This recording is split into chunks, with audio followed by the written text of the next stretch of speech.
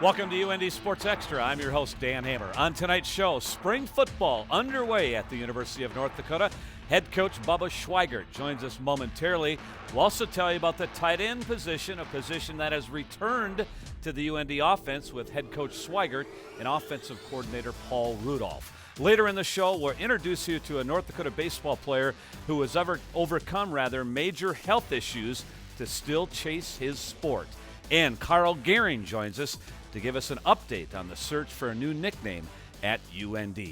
North Dakota football team has had 3 practices so far to kick off spring football. The head coach is back. Bubba, good to see you. Yeah, good to be here, Dan. Thank you for your time. Is it a different feeling this year in spring football? Well, I think it is. You know, we're much more familiar with the players, and the players are familiar with the style that we want to play, and I thought that was a big step we took late in the year, just how we want to play football games and how we think we can be successful on the field. I would imagine last spring football, you were evaluating just in terms of what you had and what players could do. Now you know those players and you can really fine-tune on what you need to do to win more, right? Well, there's a lot of that. You know, we're constantly evaluating our players Sure. and trying to put them in the right spots, but last year was just such a blank slate. You know, we just didn't know what the guys were capable of doing. Now we can try to refine their skills and really game plan and kind of implement schemes and plays that we think the guys can execute very well based on their ability. What's your approach as a head coach to spring football, Bubba? How much do you try to bite off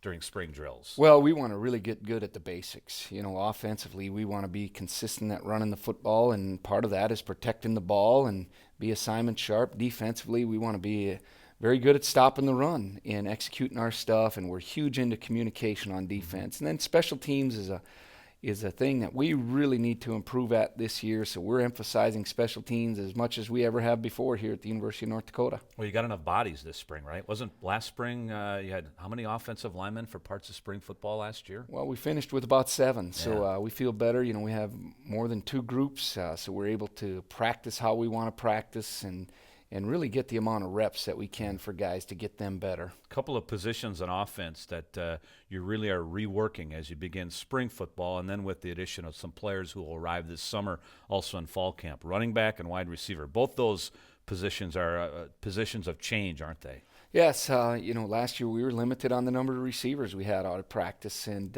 we added some guys here. You know, Alex Reed and Clive Georges join us at semester time, and they're learning the system and able to get out there. You know, Mav Edmonds moved during the season last year from defense to offense, so he's involved out there. And we just have better numbers to really work our guys, and there's competition at that position. I think it makes you better. How about the quarterback position? Joel Moberg we saw go down with the injury late last season. Keaton Studsrud, as the season went on as a true freshman, became the starter. He's now going through his first off-season drills and workouts in his program. How are you approaching that position, at least for spring football? Well, unfortunately, Joe will be unable to go this spring. You know, Right. He's able to throw, which helps us. He's involved with the practices and able to throw one-on-one and do some of those things, but his mobility is very limited due to the injury. So we'll keep working with that. And Keaton and Ryan Bartles will share the reps. You know, we've got 2 guys working at quarterback, which helps those 2. They get a lot of reps, and you get better by repetition. So we're happy with Keaton, the progress he made through the winter season, and looking forward to him improving the spring. And Ryan's doing the same. He's working hard day to day to get better and better at his skills. What do you think of Studsrud's learning curve to this point? Well, he's been good. He's a gym rat. You know, he gets in there with Coach Rudolph and really puts in a lot of time and effort to learn. And then until you get out on the field, you don't know how it's going to transfer to the field. But up to this point, we're pretty happy with his learning and pretty happy with his command of the huddle and those things that's important at the quarterback position. And all 3 of those guys you project to be with your program next fall. You take a look at Joel Moberg and Ryan Bartles with Studsrud starting last fall. There may be some question in their minds in terms of their role on the team, but you expect them all to be back? We sure do. You know, it's a competitive situation. We believe in looking guys in the eye and tell them how we feel, and all guys are important to our program. If they were not important, we wouldn't have them part of spring ball, and all guys are important, and everybody has a role, and we're going to make it a competitive situation. And we'll see how it plays out. How about scheme-wise? How much do you and your staff tweak during the course of the winter as you look to add things to your packages? Well, I think we do some of that. We take a look at what we practiced last spring and what we practiced in fall camp, and maybe what we didn't run as much as we thought we were going to during the season. So those things kind of get put on the back shelf, and then you look for new things that can help you compete in the Big Sky Conference. And we add a few things all the time, and but we really want to get good at our base plays. Our base runs, our base pass, and our base defenses. You got to be good at your base, and then you can build from there. You don't have to worry about Vernon Adams anymore. No, we don't. And that's interesting what took place in our league with him departing. Yeah. Well, Bubba, you were good enough, you along with Coach Rudolph, good enough to wear a wireless mic for us over the weekend. And so coming up next, we'll take you inside the sights and sounds of opening day of spring football. That's next.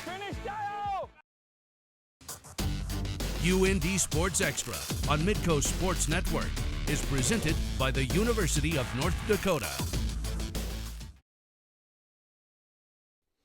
Welcome back to UND Sports Extra. Carl Gehring a bit later on the show. Now let's take you inside the sights and sounds of the first day of spring football drills at UND. Hey, energy and focus. Every rep counts, everything's evaluated. Everybody got that? Yes, sir. Okay, on the whistle, here we go. Yeah, Alec, you doing all right? You didn't put your hair in a ponytail? Never. We're gonna put a red jersey on him. Then people stay away from him in Skelly. He won't want it, but I'm gonna tell him that. That's a good idea. All the time, man. This ain't my first rodeo. I hear you. What's up, Tankster? What's up, Coach?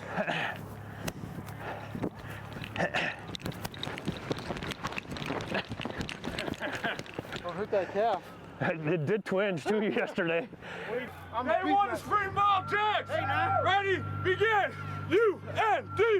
UND! 2! I knew it had been a while since we've been out here when my stopwatch was still set for daylight savings. Gets to be a long winter. I said, hey, there's only so long you can look at that, write letters and look at the computer and talk about what's going to happen. This time, let's go get it going. Let's go! Feet, feet, feet, feet, feet! Feet, feet, feet! Finish, Dio! Woody Hayes said, no back's worth a fumble. No back's worth a fumble. You guys know who Woody Hayes is? Don't touch that ball. Good. Come on, Trent. Come on, Trent. Vertically bad. No. What did I just talk about? Do we ever have to hold the window and trap? Why not?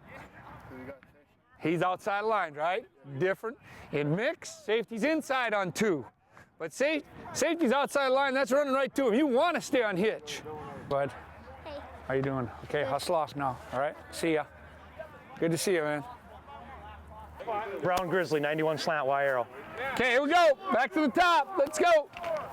I'm mic'd up now. I love it. We got a lot of specialists here out there, man. We got everything, don't we? We got to be great at focus, great at energy, because being average scares the hell out of me, and everybody here it should scare the hell out of. We want to be great at that stuff. All right? All right, good job today. Let's get better tomorrow. Get it in here. Let's go. UND on 3. 1, 2, 3. UND! Stretch groups. Let's go. Got to stretch.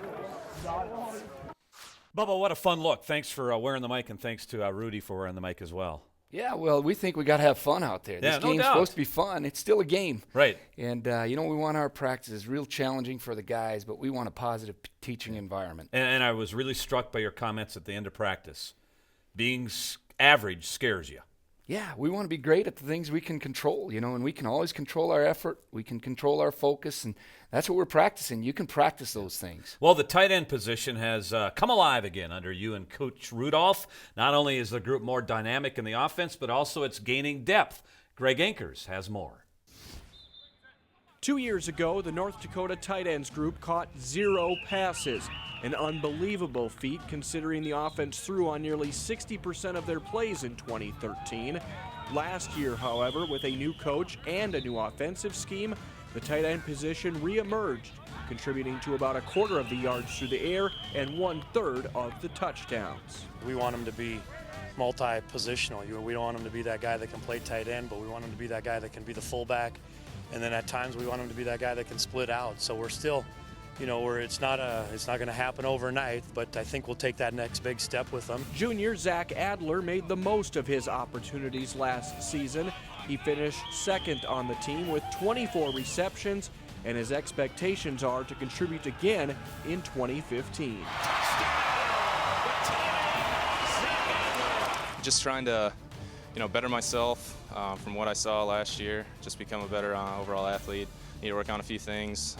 Been watching film, getting the coaching up, and everybody in my position group has got something to work on, and we try and work on it every day. And he is a quality run game guy. Very good in the blocking game, and through 12 games last season, he pretty much held his own each and every week as he evolved as a pass catcher. Got better flexibility up in the upper body and was able to catch balls. Adler's opportunity came at the expense of redshirt freshman Kyle Rue, who had his season cut short due to injury. Rue is yet to return to the practice field this spring, but the team is anxious to have him back on the field in time for fall camp. What we saw from him before he got hurt, obviously, was that type of guy that the NFL guys love so much. That guy that can split out and catch the ball and can create a matchup issue, but at the same token, he was strong and physical enough that he was a very, very capable blocker, but he really can create a mismatch because of his ability to run. Coach Kostic talks about us becoming a developed offense, being identified as a good offense. You make big plays, gash defenses, and I think Kyle can, he can make big plays. But whether it's Rue, Adler, or another member from this position group making the plays, one thing is for sure, the tight end is going to be an important part of the offense this coming season. Bubba, you like the mix you have at the tight end position? Yeah, we sure do. Zach's a seasoned veteran guy that, we encourage him to keep getting better at the pass game. He was a little bit ahead on the run blocking when we got here, and then we got Kyle. Unfortunately, he's sitting out this spring, but he's a guy that runs real well, and his rehab's going well. And we've got a number of other guys that are working hard to get better. We need to be good at that position for the way we want to play offense. All right, quickly tell us about the spring game. April 25th, tell us about the other specifics of it. Yeah, it's going to be a scrimmage setup. We use it as a day that we got to get better and really evaluate our guys. So it'll be about 11:30 in the morning, April 25th, before we go to the Champions Ball. But we're looking forward to that day, but we got a lot of work to get done before then. It'll be a fun day, but I know you'll be hard at it, as you said, between now and then. Bubba, good catching up with you. Thanks for your time. It was great to be here. Thanks again. We're back with more next year on UND Sports Extra. UND Sports Extra on Midco Sports Network is presented by the University of North Dakota. Welcome back. The University of North Dakota is moving forward in its process of finding a new nickname. Carl Gehring, former North Dakota goaltender, 2000 national champion, and still the goaltending coach, is also the nickname committee chairman. Carl, you're wearing a lot of hats these days. Yes, I am. So it's busy time of year for us, but we're excited with a lot of things that are ahead. Yeah. Tomorrow is April 1st. This means another chapter in taking those steps toward a new nickname, and involves the public. Let's inform folks about that. Absolutely. Tomorrow is the first day that our committee will begin taking submissions for name ideas. Everybody will be allowed to submit 2 ideas along with a comment about why they think they're appropriate for the university. And we're just really excited to start seeing some ideas from the people that care about it. And that process goes a month, correct, for people to have an input in what names they would like to see? Correct. So we are going to use the whole month of April to take submissions, allow people to get their best ideas down to 2 and get them into us so that we can sort through it and have some time to come down to the best selections. And after you get the input from the public and their submissions, then what happens? That's when the work begins. All right. Our committee is, our job is to vet down the numerous submissions we'll receive and get it down to a short list of 3 or 4 to submit to the university for a vote. So certainly there'll be a lot of discussion regarding the ideas and which ones make the most sense for the university going forward. When you do get down to 3 or 4 or whatever that number is that you pass on to the university and there is a vote, What does that vote look like in terms of who's taking part in that? Right. We had clarification that everybody's going to be allowed to participate, so the entire public, anybody who cares. And if you're a North Dakota resident? If you're a North Dakota resident, if you live anywhere in the U.S. and Canada, we're thinking as well, people that really all over the world that care about the university, maybe are an alumni but are living abroad. Yeah. We want to make sure it's an inclusive process for people to get their input to us. This is a daunting task, isn't it? It's been amazing to me, the amount of passion towards the university. So many people care, so many people have an input and some ideas to give us, and I think that's why it's so important, because there are so many people that do care about the university, and we want to make sure that everybody has input, number one, and two, we're doing the best we can with their input to present the top ideas to the university. Mm-hmm. So, we're excited to see the ideas coming our way, and we certainly are aware that, there's a lot of people paying attention, and there's a lot of people that care about it. Now, there is a chance at the end of this process that what we are working with now, and that is that the athletic teams at the University of North Dakota are just referred to as UND or North Dakota. That could remain in place, correct? Correct. So that option is still on the table. That was something we heard in the prior task force committee, that there was a lot of alumni that felt strongly that just remaining the University of North Dakota keeps us unique and is a good way to represent the university. So that option still will be on the table for people to put their input regarding just staying the University of North Dakota. All right, in about 30 seconds, Carl, tell the folks how they can submit their ideas here in the next month. There'll be a link posted up on the university's website, okay, and we're going to try to make it as simple as possible. So basically, it's going to be clicking on that link. You'll have a space for your ideas, the name ideas, along with a space for the comments. You'll hit submit, and it'll be very simple. So hopefully everybody gets this message and can take part here. All right, Carl, thanks for your time, and good luck in Boston at the Frozen Four. Thank you very much, Dan. Right. We'll be back with more right after this. UND Sports Extra on Midco Sports Network is presented by the University of North Dakota. College athletes are a dedicated bunch. They'll tell you their heart is into it. But for North Dakota catcher Brett Harrison, it was his heart that nearly prevented him from playing the sport he loves. Here's Greg Ankers. When you watch Brett Harrison swing during batting practice or crouch behind the plate for his pitchers, he appears like all the other 29 members of the UND baseball team. But there is something that sets Brett far apart from his teammates. When I was born with what they call a VSD. So basically it's like a hole in my heart, and oxygenated, deoxygenated blood was mixing, and it was at the point where I was up every hour of the day crying, and we didn't know what was wrong. So I went in and got tested. Found out I had a VSD, and when I was 2, I got that replaced, and I got the pacemaker implanted. That just kind of helps me. It regulates my heartbeat and kind of gives me a jump start when I need it. If Brett seems very matter of fact, it's because he is.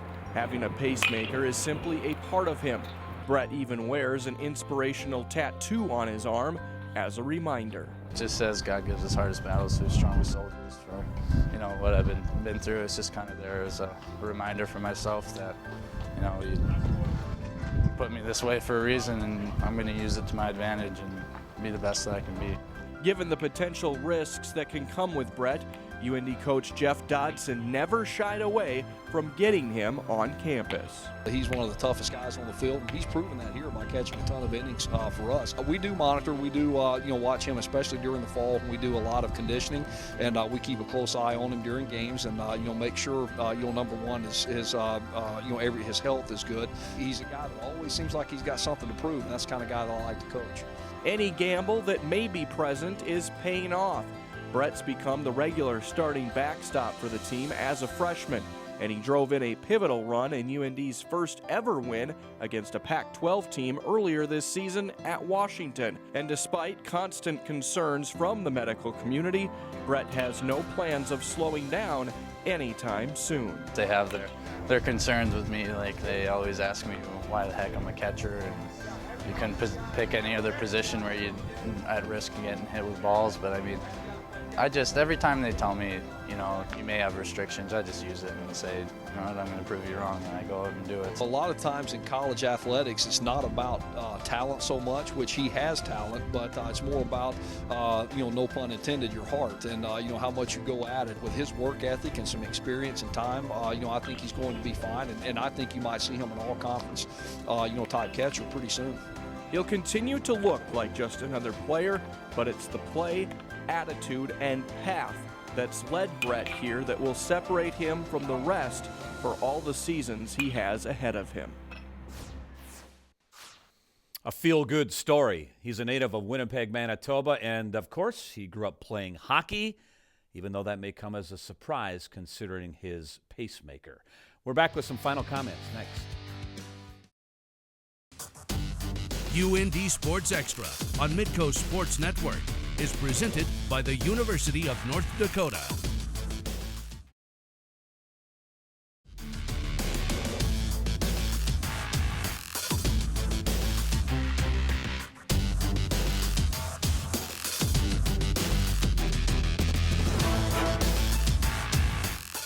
We'd like to thank all the coaches and athletes for their time and contributions this season. It's our final show of the season, and we'll see you back here next fall on UND Sports Extra.